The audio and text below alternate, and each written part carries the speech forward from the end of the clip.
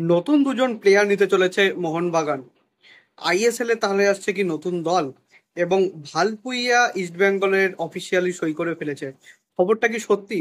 তো hello guys, welcome to channel Bong MFC নতুন ভিডিওতে আপনার সবাইকে আরো একবার স্বাগত। আজকে আমি নিয়ে এসেছি ইন্ডিয়ান ফুটবল আপডেটস আরোটি পর্ব। তো চলুন একদম দেরি না করে আজকে ভিডিওটা শুরু করা যাক। ভিডিওর শুরুটা কিন্তু একটা রিউমারের বাস্ট করছি। সেটা হলো, অনেকেই নাকি বলছে আইএসএল এর নতুন দল আসবে।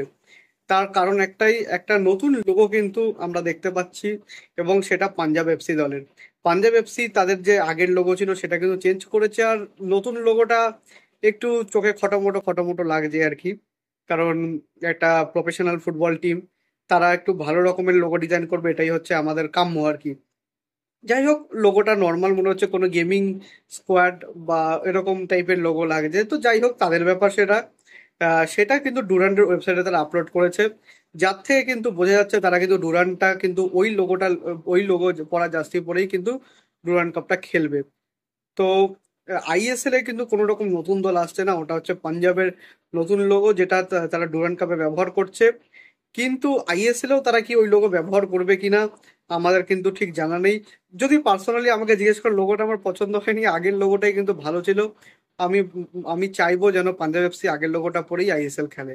এমবিএফটি এবং বাকি যারা মোহনবাগানের ট্রাস্টেড সোর্স আছে, তারা কিন্তু একটা বড় খবর কিন্তু গতকাল পাবলিশ করেছে। সেটা হলো, মোহনবাগান নাকি দুজন সারপ্রাইজ সাইনিং করতে চলেছে।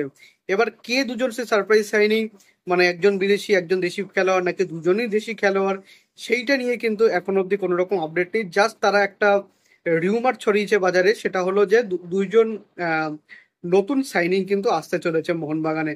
তবে আপনারা হয়তো মনে হতে পারে যে এটা মেহতাব সিং এর সঙ্গে, কিন্তু না বন্ধুরা। তারা কিন্তু এটাও ক্লিয়ার করে জানিয়েছে যে মেহতাব সিং এর ডিলের সঙ্গে কিন্তু কোনো রকম সম্পর্ক নেই। মেহতাবের ডিলটা কিন্তু আগে যে অবস্থা ছিল সে অবস্থাতেই রয়েছে। হয়তো বা আইএসএল যখনই কনফার্মেশন হবে তখন মেহতাবের ডিলটার জন্য কিন্তু মোহনবাগান মুভ করলেও করতে পারে। বাট মেহতাবের ডিলটা একটা পুরো সেপারেট জিনিস। মেহতাবের ডিল ছাড়া আরো বাকি দুইজন প্লেয়ারকে কিন্তু মোহনবাগান সারপ্রাইজ সাইনিং করতে পারে। এটাই কিন্তু মানে বিশ্বস্ত মোহনবাগানের মিডিয়াগুলো কিন্তু বলছে। এবং এখনো অবধি মোটামুটি যা আপডেট আমি তাদের থেকে আপনাদেরকে দিয়েছি, খুব একটা কিন্তু ভুল হয়নি। তো দেখা যাক আপনাদের কি মনে হয় বন্ধুরা, কোন দুজন ফুটবলারকে মোহনবাগান সই করাতে পারে, আমাকে অবশ্যই কমেন্টে জানাবেন। আজকের সর্বশেষ যেটা আপডেট সেটা হলো ইস্ট বেঙ্গলকে নিয়ে, এবং বেশ একটা স্পেকুলেশন কিন্তু ঘোরাফেরা করছে বিভিন্ন গ্রুপে এবং আহ, বিশেষ করে সোশ্যাল মিডিয়া ফেসবুক এবং টুইটারে। সেটা হলো, ভালপুইয়া নাকি ইস্ট বেঙ্গলে সই করে ফেলেছেন, এবং সেইটার মানে সেইটাকে প্রমাণ করতে একটা কিন্তু ডকুমেন্ট চালিয়ে দেওয়া হচ্ছে, যে সেই ডকুমেন্টটা নাকি প্রমাণ যে ভালপুই ইস্ট বেঙ্গলে সই করে দিয়েছে। আপনারা একটা জিনিস মানে আপনারা বুঝে নিন কষ্ট করে, যদি ভালপুইয়া ইস্ট বেঙ্গলে আসার কোনো রকম ইঙ্গিত দিয়ে থাকে, মানে দেখুন ইস্ট বেঙ্গল কিন্তু অ্যাডভান্স স্টেজে রয়েছে বর্তমানে। ডিলটা তারা কিন্তু কথাবার্তা চালিয়েছে, এবং ভালপুইয়া যদি আসে তাহলে সেক্ষেত্রে কিন্তু ইস্ট বেঙ্গলই আসবে, অন্য কোনো ক্লাবে কিন্তু মুভ করবে না।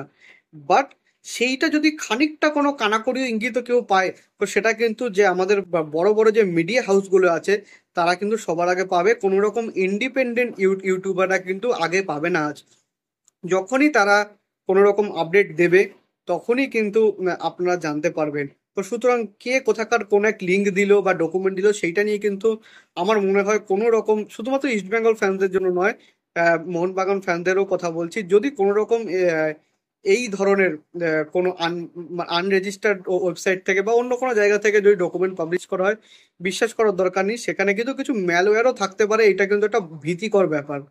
তো সুতরাং সবকিছু কিন্তু বিশ্বাস করার মানে দরকার নেই। যদি আবারও বলছি, ভালপুইয়া যদি কোনো ক্লাবে মুভ করে, যদি মুম্বাই সিটি এফসি তাকে ছাড়ে, তো সেক্ষেত্রে তিনি কিন্তু ইস্ট বেঙ্গলেই আসবে। তবে আমার যতদূর মনে হয় পার্সোনালি, ইস্ট বেঙ্গলও কিন্তু আইএসএল এর কনফার্মেশনের জন্য কিন্তু অপেক্ষা করে আছে। যদি কনফার্ম হয় আইএসএল, তাহলে সেক্ষেত্রে কিন্তু আমার মনে হয় একদম জোর কদমে মুভ করবে ভালপুইয়ার জন্য ইস্ট বেঙ্গল।